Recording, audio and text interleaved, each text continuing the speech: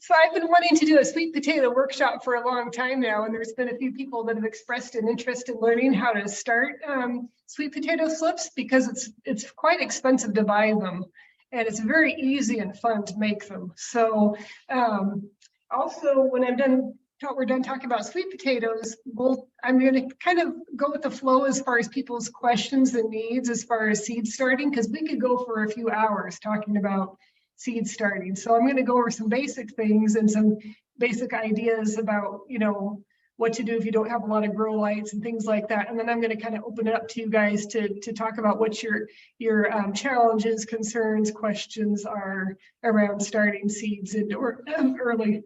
Excuse me. So, and also, if anybody who has, I don't know everything, and we've got a lot of experience in this group. And so if anyone wants to chime in and share their own experiences, I'm open to that, okay? So, sweet potatoes, this is the best way that I found to start sweet potatoes. In a shallow tray like this, no holes in the bottom, okay?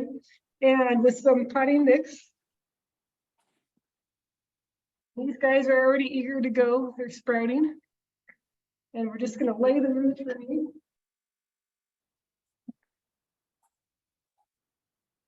Just like that. Make them snug. And then I'm going to fill up with potting mix until it leaves the tops exposed, but the sides are kind of buried. So it's mostly buried, but the tops are exposed. And then you just want to keep it well watered. You don't want to let it dry out, because sweet potatoes love the moisture, and they're okay with sitting in a little bit of water, okay? And if you buy ones from the store that aren't sprouting, you might have to be patient. It'll take a few weeks for them to start to sprout, but they'll just make sure they're organic and they haven't been sprayed with any like anti-sprouting agent that's going to keep them from sprouting. But usually I get mine from Mama Jean's. But these ones are golden Korean gold sweet potatoes that I got the slips from Baker's Creek last year. I only got like 5 slips. And I grew the sweet potatoes, and I managed to not eat them all because they're delicious.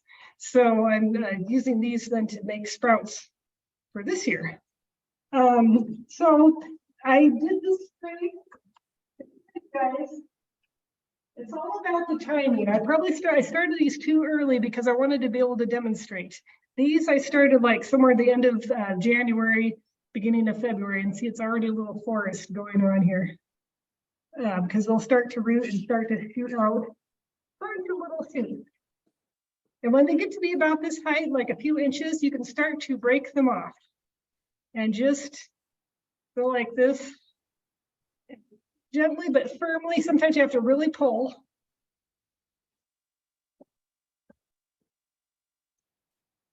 There you go. And you'll just pull them off. Piece at a time. Sometimes it'll have a root attached, sometimes it doesn't. It does not matter, okay? Then what you want to do,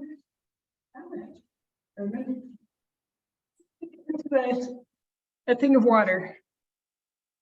And then I put this one in water like on Friday. And as you can see, it's already starting to grow some nice roots. So this one is ready to pot up. So I would just put it in a cup or a container or pot or whatever that has holes in the bottom, and just pot up like any other plant. And then you'll just need to find a place to keep it warm until May, because sweet potatoes are one of the last things that you want to plant out in the garden. They're fairly cold sensitive, so they will not endure a frost at all. And they might survive their temperatures, but they're not going to thrive. It's better to not just wait and not stress them out and plant them a little bit later, like mid-May, end of May, or even into June. We've even planted sweet potatoes into July and had them do pretty well. So yeah, wait until they do well. So the challenge then is to find a place to keep them until, and you collect your growing slips. And these sweet potatoes, once you keep taking the slips off, they're going to keep sprouting more slips and more slips and more slips, and you can have a jungle of sweet potato slips going on. And you'll need to figure out where you're going to put them to keep them warm and snug and until you can plant them out. So sweet potatoes are not as fussy about light as say peppers or tomatoes. As you can tell, these ones were starting to sprout already in a bag in my paper bag in my kitchen. So they don't need a lot of encouragement. So they'll do okay on a windowsill. But one thing you could do, give them a little bit more light, is a reflective thing like this. Look, I made this out of cardboard.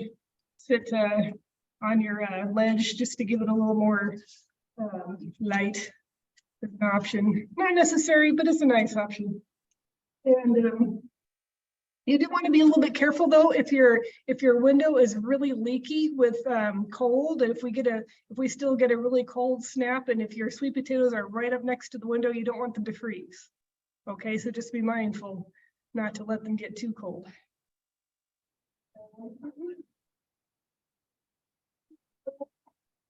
Any questions so far? This is Susan. Did you give us a time frame as like from the time where you started putting them into the dirt to the point where you pulled off the little sprouts and then put them in the water? About how long, what time frame of getting them ready so you can count backwards as to when you think you're going to be able to plant? Okay, so like I said, I started these like a few weeks ago, like the beginning of February, and I'm going to, like I said, I'm going to have to try to keep these slips alive until mid-May. I would start yours like middle of March. Would be a good time to start the sweet potato slips. Of course, also it depends on whether you've got some that are already starting to sprout or whether you're getting them from the store and they have no sprouts whatsoever. It's going to take longer, so it's hard for me to give you an exact time. But like I said, sweet potatoes are pretty flexible. We've gotten donations of sweet potatoes we planted out. We thought it was way too late in the season, and we did. I've got a massive, incredible harvest out of them. So there's a pretty big window. Yeah, I was going to say, aren't you usually thinking June 1st before you can put out sweet potatoes? Or can you put them out earlier? Yeah, mid-May, end of May, kind of watch the weather. Okay. But yeah, end of May would be good, or into June. Yeah. Also, so you want to plant them out like at least like 12 inches apart from each other. You can plant, if you planted them closer, you might get more of a yield, but they'd be smaller potatoes. They'll get bigger the more farther apart they're spaced. Of course, some people like having the smaller sweet potato because they're easier to cook with than getting those massive, monstrous, big ones. But yeah, you'd usually end up leaving them in the ground until like October, just before it freezes. Sometime before it freezes, you want to pull them out of the ground.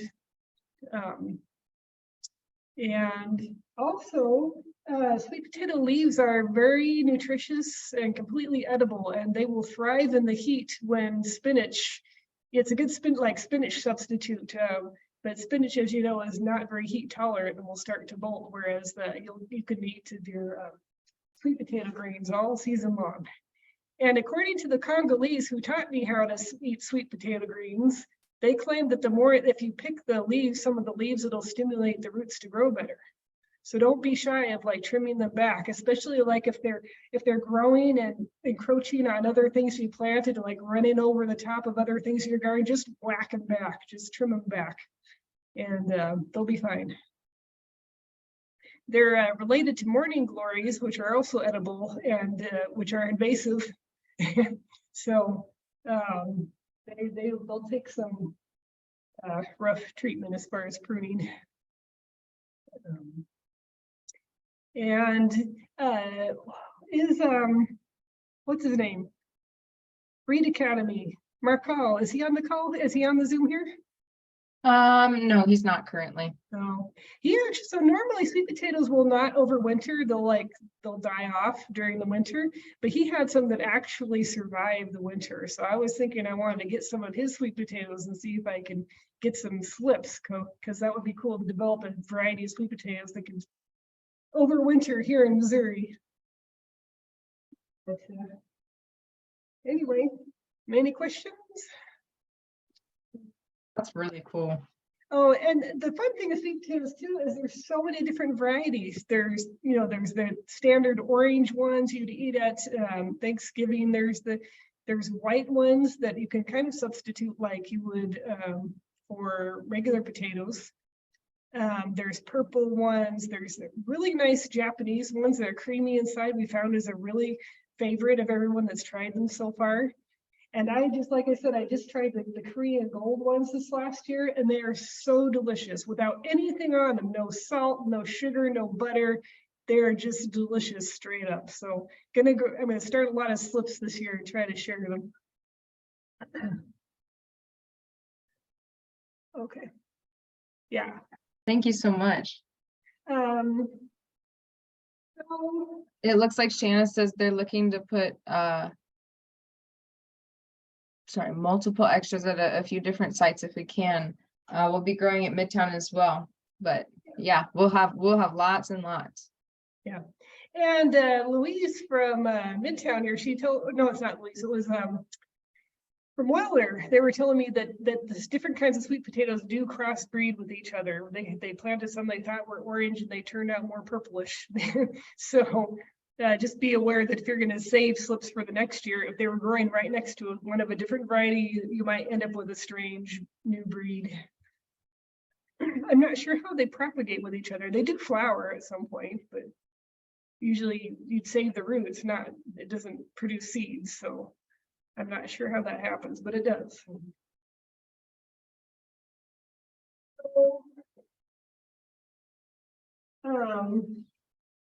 Here is so for starting seeds indoors, does anybody have any questions or concerns? Who has challenges with starting seeds indoors? What if you want to share with me some of your challenges and difficulties with that? Anybody?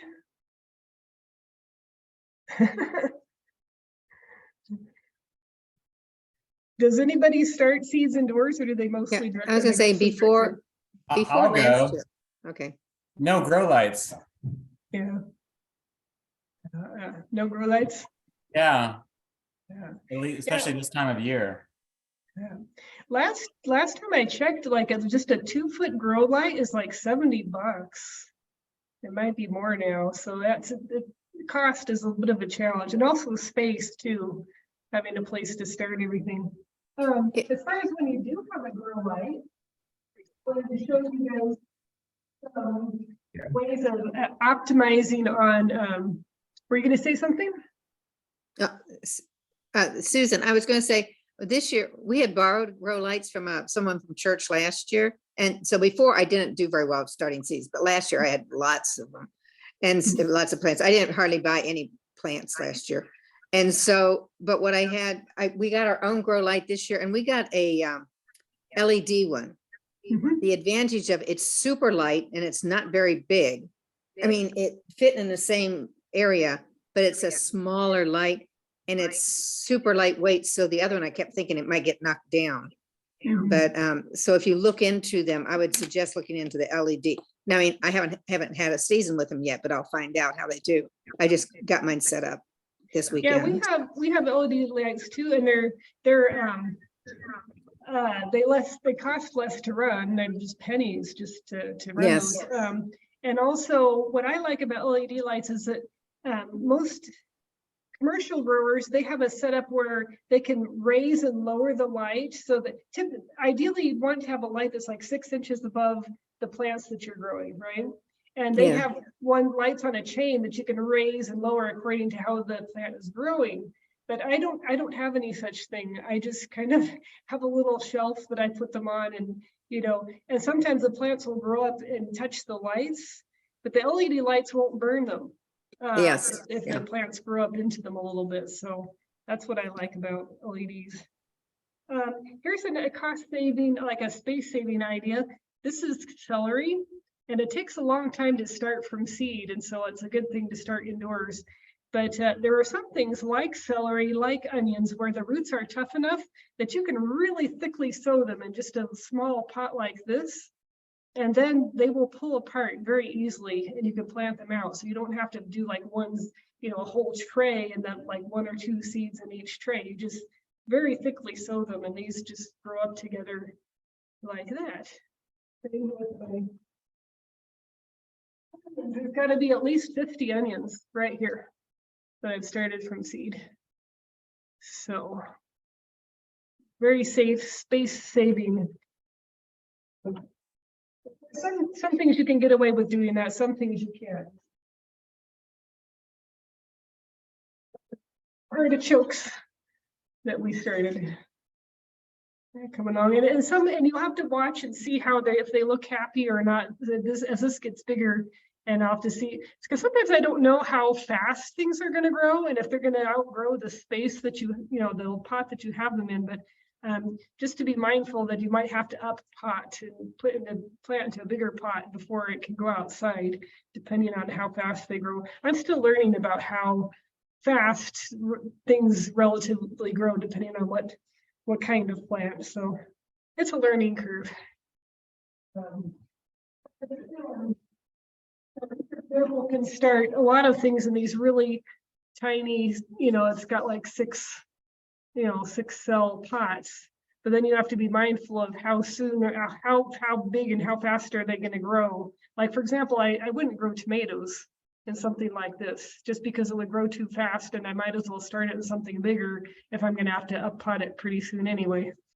So, but this is good for like slow growing herbs, slow growing flowers, and even peppers grow a lot slower than other things. Especially, you know, things like squash grow really fast. It's probably better to direct sow things like squash just because they get, unless you have a lot of grow light space, it's easier to just direct sow them because they'll take over your grow light area. Another idea. Has anybody heard of winter sowing? Yeah, winter sowing is what they call growing in these little like water jugs or milk jugs. Gallon size is convenient. And it's pretty easy. It's basically a little greenhouse. And so basically what you do is you would, first of all, it's easier to first poke holes in the bottom. And you want to do at least 6 good holes, because if not, when it rains really hard, it'll fill up with water and turn into soup. Ask me how I know this. Then you want to put a pretty substantial amount of potting mix, I found, because having a good amount helps keep it from drying out. It kind of helps retain its moisture better. And then you'd want to plant, and depending on what it is, like I'm going to plant here some peppermints, and I'm going to just sprinkle liberally all over, and then it'll all grow up thickly, and then I'll just pop out the whole thing and break off chunks and plant them in different places or put them in a pot or whatever. And then you want to also label on the inside as well as the outside, because if you just do a permanent marker label on the outside, that's going to wash off.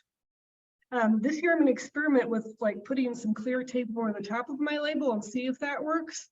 But I've also written it on the inside just because I've had lots of experiences with, having to wash off, like, what the heck is this? Trying to figure out what I planted. So label well.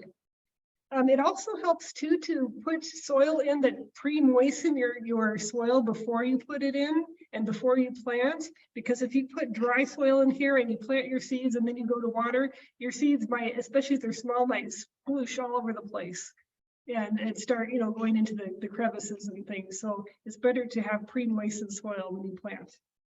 And then basically you would just close it up, and then you use duct tape. Clear plastic packing tape is not going to hold up to the weather, so it's got to be duct tape. Okay, and then you would leave the top off, and then you put it outside. I like to start doing a lot of my winter sowing like in March, because of the crazy weather here. You could it's better not to have the super low temperatures, have like 70 plus degree temperatures, have them sprout, and then have the really, really cold temperatures in this crazy Missouri weather. But it works really well like in March to start in these jugs. That way they're getting the light that they need, they get the protection that they need, The only thing that I would really bring indoors if it freezes lightly is like tomatoes and peppers. Everything else I found gets protected pretty well in these jugs. And the advantage to this too is that you don't have to harden off your plants when you go to plant them. You know how usually when you start indoors, your plants have had this spoiled rotten, they've had this even temperature, they haven't had wind, they haven't had, you know, but inside here, they're protected enough, but they have the natural light, this rising and setting of the sun, you know, changes in temperature and everything, and they get enough of the air in there that they have enough adversity that you don't have to harden them off. You might want to open it up and maybe let it sit for a day or so before you transplant it, but other than that, you don't need to do anything special in the hardening off process before you plant them. Yeah. So, and trying to think, is there anything else? And I remember not to put the cap back on. Yeah. You might, so you might need to water if it goes too long without raining. Usually it'll keep itself pretty moist, but if you might want to just be mindful if there hasn't rained for a while, and then just sprinkle with a hose, or you know, and make sure it stays damp.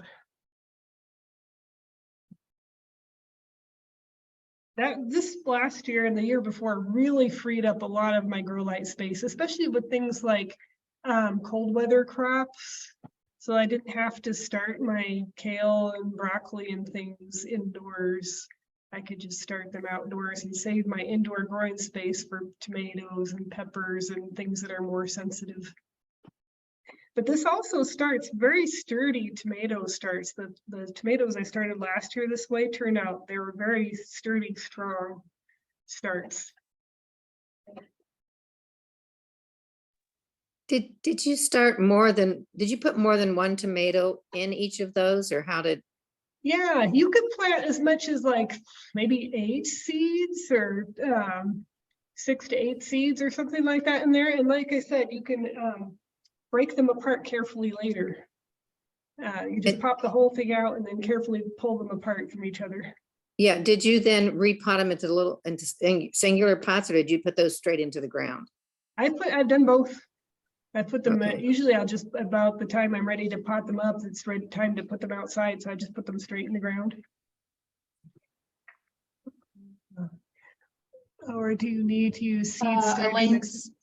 Yeah, I use potting soil. I don't really like straight seed starting mix because I don't feel like it has enough nutrition to really sustain through to, you don't want to have to try to fertilize inside that thing after it's planted. So I just I've never had any problem with using straight potting mix. In fact, one of our previous farmer, Kevin, he told me that the ideal starting mix that he's experimented with for years is like 50% Happy Frog or potting mix of some kind and 50% city compost. So that will like help you save money too if you mix compost with your potting mix.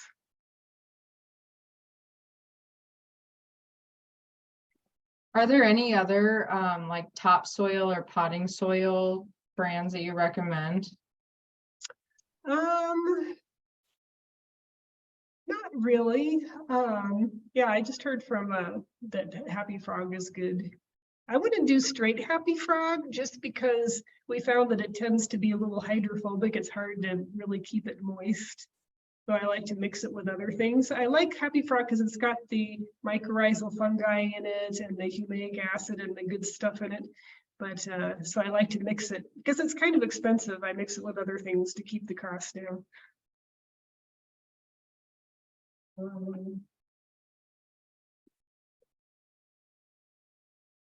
Any questions?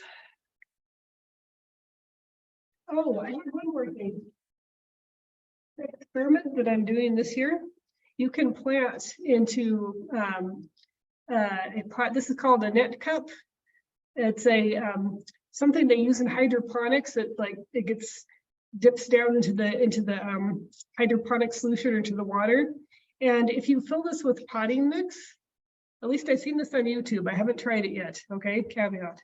But what happens is it does what's called air pruning, where when the roots, when they hit the side, instead of swirling around and getting root bound, that the roots will kind of burn off in the air, and then they'll create a bajillion little rootlets along each root, and it gets very efficient at getting the nutrition and the water from the soil. And so they'll be happy for longer inside of the space if you have to wait for a few extra weeks to get them in the ground. The only challenge is, and I've grown in like little, these little grow bags, these mini grow bags before, they tend to dry out very quickly. So you'd have to be really on top of the watering if you're going to do something like this, okay?